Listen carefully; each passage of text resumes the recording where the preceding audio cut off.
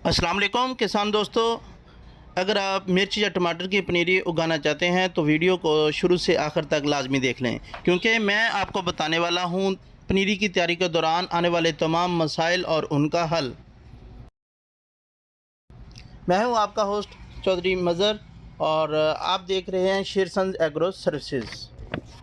दोस्तों, सबसे पहले तो आपको ज़मीन का इंतखाब करना चाहिए कि ज़मीन आपकी ज़रख़ेज़ हो और उसको अच्छी तरीके से तैयार करने के बाद तकरीबन 3-3 फुट के बेड बना लें।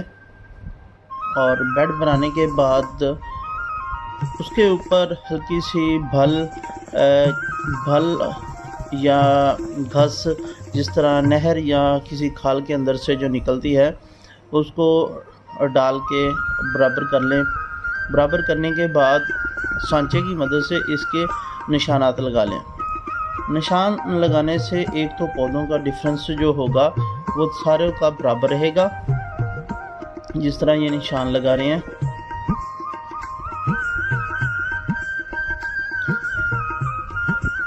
निशान लगाने के बाद इसमें जो आप सीड लगाना चाह रहे हैं वो लगाएं, मिर्च हो, टमाटर हो। इस चीज़ का ख्याल रखें कि एक बीज दूसरे बीज के साथ टच ना हो और मुनासिब सा वक्फा देकर बीज को लगाते जाएं।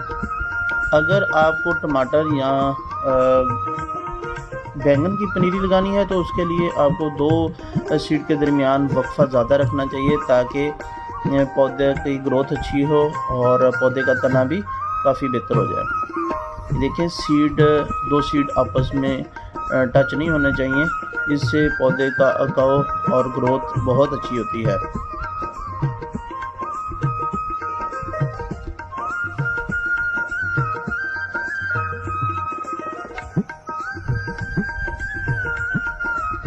दोस्तों, जब आप अपना सीड लगा लें, सीड लगाने के बाद आप खुश्क गोबर जो होता है उसको अच्छी तरीके से छानने के बाद इसके ऊपर छटा कर दें। देखें कि गोबर जो खुश्क होता है उसको बारीक करने का मकसद ये होता है कि एक हल्की सी तह ऊपर बन जाए और उसके ऊपर शावर करना भी आसान हो और पौधा जर्मिनेट आसानी से हो जाए। अब ये देखें कि मुनासिब सा गोबर डालने से एक तो हमारा बीज जो होगा वो छुप जाएगा, डायरेक्ट सन ऊपर नहीं पड़ेगी सनलाइट, और दूसरी बात यह है कि ये बहुत लाइट होगा और बीज अपनी ताकत के सर पे इसको उठा लेगा। छाना हुआ कलर डालने के बाद इसको शावर की मदद से पानी लगा दें और देखिएगा कि शावर लगाते हुए आप उल्टे पाँव चलें और जो शावर हो उसको हिलाते रहें, ताकि जो पानी के कतरे गिरे हुए शबनम की तरह या बारिश के पानी की तरह गिरें, ताकि जो हमारा सीड है वो बाहर ना आए। और इसकी जो पानी की तराई है या उसको पानी देने का तरीकाकार है, सुबह शाम दें और 3 से 4 दिन तक इसको अच्छी तराई करें। देखें कि जब बीज फटना शुरू हो जाए, यानी कि बीज बाहर आना शुरू हो जाए, तो उसका पानी आहिस्ता आहिस्ता कम करते जाएं और पानी देने के बाद शॉपर की मदद से ढाँप दें। इसको मुकम्मल हीट देने का मकसद ये होता है कि हमारा अगाव सबका एक जैसा हो। आप देखेंगे कि आफ्टर 2 और 3 डेज़ ये आपका बीज बिल्कुल 100% जर्मिनेट हो जाएगा।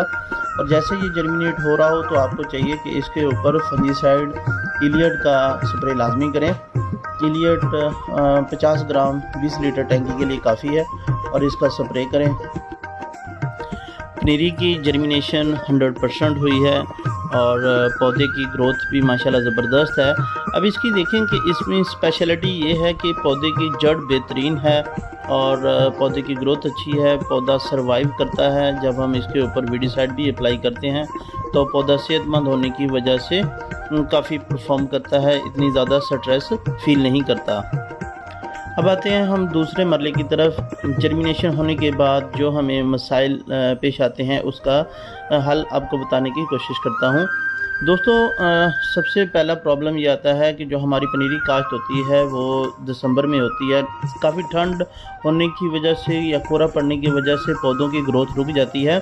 तो आप जब भी चौथे 5वें दिन स्प्रे करते हैं किसी भी फंजीसाइड का, कोशिश करें उसके अंदर हल्का सा NPK 886 और साथ में अमानो एसिड मिलाकर इसके ऊपर स्प्रे करें ताकि हमारे पौधों में क़ुव्वत मुदाफ़क़त आए और पौधे स्ट्रेस को फील ना करें।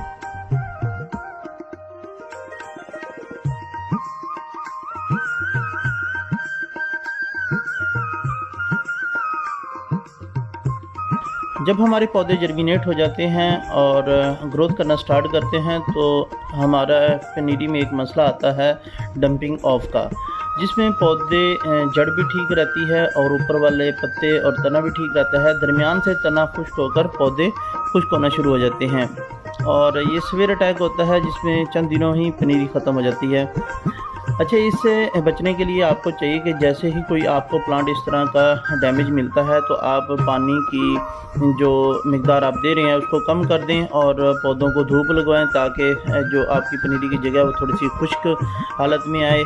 खुश्क में ये जो बीमारी होगी इसका हमला कम हो जाएगा और फंजीसाइड अप्लाई करें ऊपर। आप इस स्टेज में FMC की सस्टेन कर सकते हैं और उसकी डोज होगी 20 ml फॉर 20 लीटर और इलियट कर सकते हैं 50 ml फॉर 20 लीटर। इंशाल्लाह इससे बेहतर हो जाएगा। कोशिश कीजिएगा कि जो भी फंजीसाइड करें 2 स्प्रे करने के बाद तीसरा फंजीसाइड जो भी होगा वो चेंज करें आप। ज़्यादा नमी की वजह से अक्सर पौधों के ऊपर फंगल डिजीज़ स्टेम रॉट भी आती है जिसमें हमारे पौधों के तने गलना शुरू हो जाते हैं और पौधा मज़ीद सर्वाइव नहीं कर सकता। इसके लिए आप इलियट का स्प्रे कर सकते हैं। दोस्तों, एक न्यू प्रॉब्लम आता है बैक्टीरियल डिजीज़, जिसमें पत्ते ब्लैक होना शुरू हो जाते हैं और पत्ते झुलस कर नीचे गिर जाते हैं और तना केला रह जाता है। बाद में तने पे भी प्रॉब्लम आता है और ये पौधा सर्वाइव नहीं कर सकता। बैक्टीरियल में पत्ते ब्लैक होते हैं, हालांकि जो अर्ली और लेट ब्लाइट होती हैं उसमें हमारे पत्ते बर्निंग के बाद वाइट होना शुरू हो जाते हैं। ये देखें, ये पौधे हैं जिसमें पत्तों को दिखाया गया है कि ये ब्लैक होकर ख़त्म होना शुरू हो जाते हैं और देखते ही देखते हमारी पनीरी ख़त्म होना शुरू हो जाती है। इसके ऊपर आप कासोमिन का स्प्रे कर सकते हैं जिससे ये काफ़ी हद तक रिकवर हो जाएगी। कोशिश करें कि इसके साथ अगर आपको फंजीसाइड कोई अवेलेबल होता है अच्छा, जिस तरह एक्रोबेट है या मेटल एक्सल मिंकोजेब एंट्रा काला, वो भी मिला के आप साथ में स्प्रे कर दें ताकि बैक्टीरियल और फंगल दोनों को ही कवर किया जा सके। एक और प्रॉब्लम देखने में आया, ज़्यादा खाद डालने के भी नुकसान हैं। कुछ लोग बेड तैयार करने के बाद ऊपर खाद का छट्टा दे देते हैं जो सरासर गलत है, जिसकी वजह से अक्सर पौधे जो डिस्टर्ब होते हैं। किसी जगह अच्छी ग्रोथ होती है, किसी जगह मरना शुरू हो जाते हैं, ये प्रॉब्लम आना शुरू हो जाती हैं। दोस्तों, खाद डालने का बेहतरीन तरीकाकार ये है कि जब आप ज़मीन की तैयारी कर रहे होते हैं तो आप देखें कि एक 50 किलोग्राम की जो बोरी होती है हम 1 एकड़ में छट्टा देते हैं। उसी हिसाब से अगर आपकी 1 कनाल जगह है या 2 कनाल जगह है, उसी हिसाब से ज़मीन की तैयारी के दौरान DAP का छट्टा करें और बाद में बेड बनाकर इसको पनीरी काश्त करें। अलबत्ता थोड़ी बहुत बढ़ाई भी जा सकती है क्योंकि हम तैयारी के दौरान दे रहे होते हैं तो उसका ज़्यादा नुकसान नहीं होता बल्कि हमें बहुत ज़्यादा फ़ायदा देती है। और एक चीज़ और, किसी सूरत भी यूरिया खाद नहीं देनी चाहिए ऊपर, क्योंकि इससे फ़ौरन जो पनीरी होती है वो मरना शुरू हो जाती है।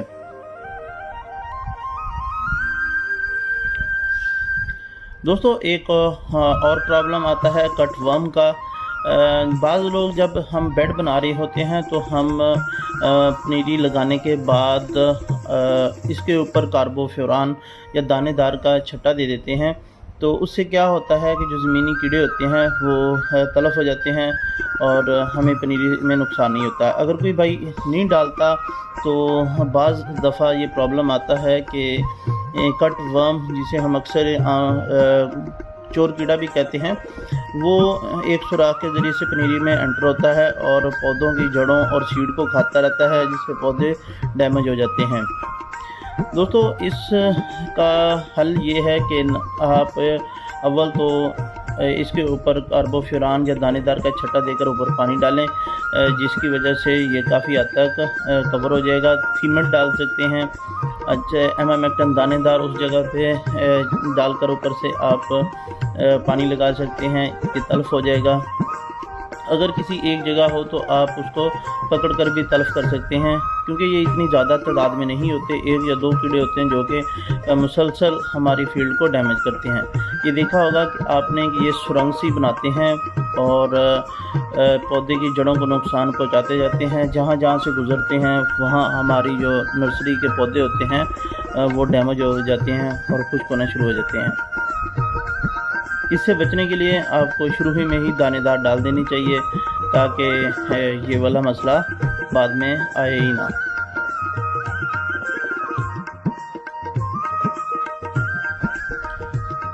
दोस्तों ये 3 सॉल्यूशन दिए हुए हैं कटवर्म के ऊपर। कार्बोफ्यूरान है, थीमट है और एमामेक्टिन है। ये आप अप्लाई कर सकते हैं। दोस्तों ये एक्सपेरिमेंट किया था मैंने, जो आपसे शेयर कर रहा हूँ। हमने ना एमामेक्टिन एक बोतल के अंदर डालकर थोड़ी सी, और जिस जगह पे ये प्रॉब्लम था उधर इस तरह इरिगेशन करके ऊपर से हमने पानी दिया था, तो हमें इसका बेहतरीन रिज़ल्ट मिल गया था। ये एक्सपेरिमेंटल बेसिस था